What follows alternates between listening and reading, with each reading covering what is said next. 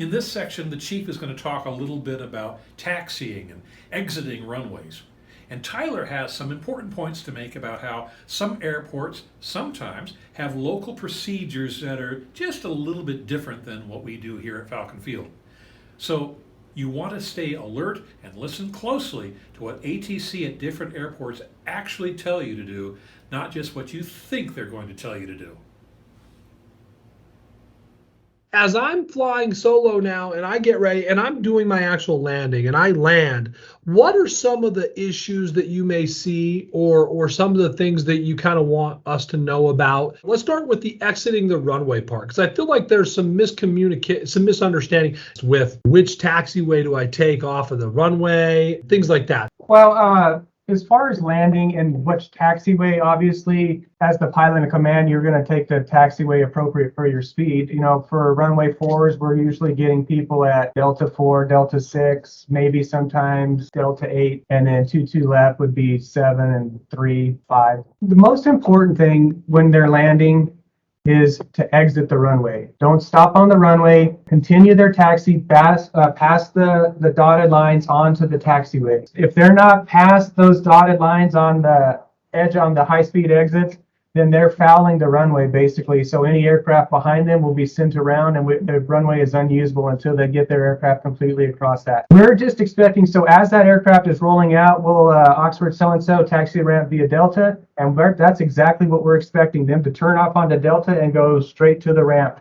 Sometimes they'll stop on the taxiway for a brief amount of time and maybe do some checklists and stuff. Normally it's not a big issue, but when it's busy, that's also a problem, because if there's aircraft landing behind them, then they're trying to get off the runway and they've got aircraft stopped ahead of them. So that's why we encourage when they land to exit the runway, cross the lines, and just continue their taxi to the ramp. That's a great point. So if I'm a student and I'm landing and Tower hasn't told me which taxiway to turn off on, I'm okay taking the soonest, safest available taxiway, right? Absolutely. So that's the thing I want to iterate to all the students out there. Soonest, safest taxiway, even if you're not told. If you don't feel that you can make it, don't take it. If you get told that, the key to say is unable, right? Absolutely, yeah. Sometimes not negative.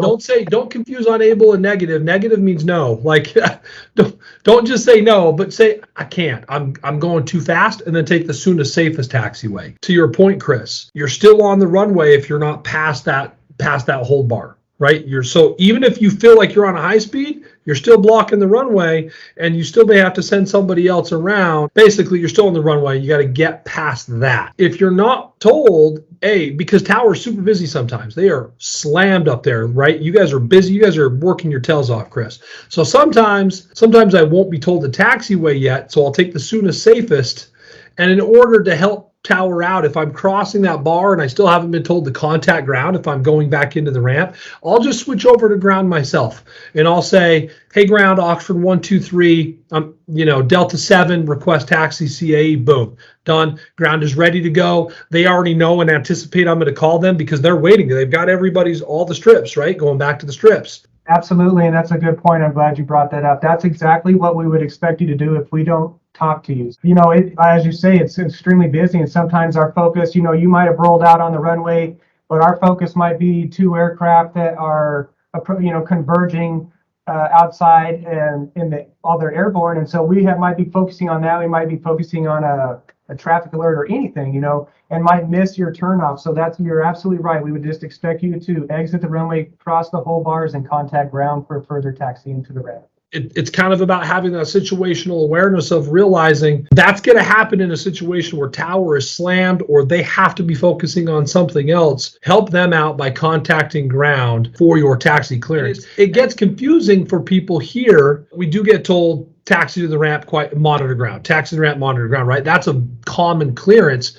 So when it's not that, it kind of throws you off. But that's what this whole briefing is about, right? Is kind of talking about some of these weird intricacies that may occur. Tyler, go ahead.